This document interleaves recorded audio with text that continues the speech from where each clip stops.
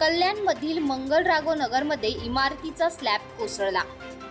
4 मजली इमारतीचा दुसऱ्या माळ्याचा स्लॅब कोसळला। थेट तळमजल्यापर्यंत स्लॅब कोसळला। सप्तशृंगी असं इमारतीचं नाव आहे। इमारतीमध्ये काही नागरिक अडकल्याची शक्यता।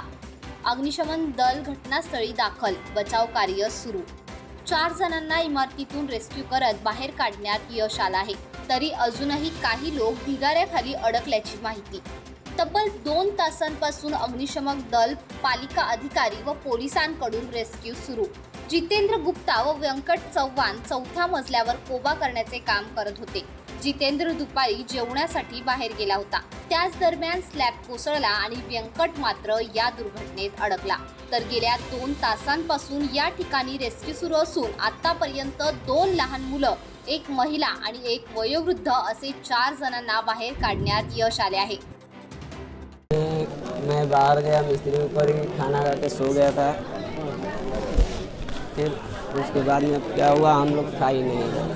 मैं बाहर से आया तो देखा कि स्लैब गिर चुका था। अभी खाना खा के मिस्त्री था, मैं था, तो मैं बाहर गया था। एक कल से ही चालू है। व्यंकट चव्हाण।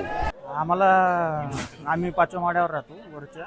आम्हाला सांगितलं की खाली बिल्डिंग कोसळली। मग आम्ही धाव घेतली इकडं।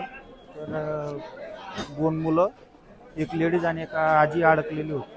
ते दिसत होते, त्यामुळे आम्ही त्यांना काढले। बाकी आहे अजून तिथं 2-3 लहान मुलं आहे। 1-1.5 वर्षाचा मुलगा सांगताय लेडीज असेल आणि 1 काम करणारा मिस्त्री।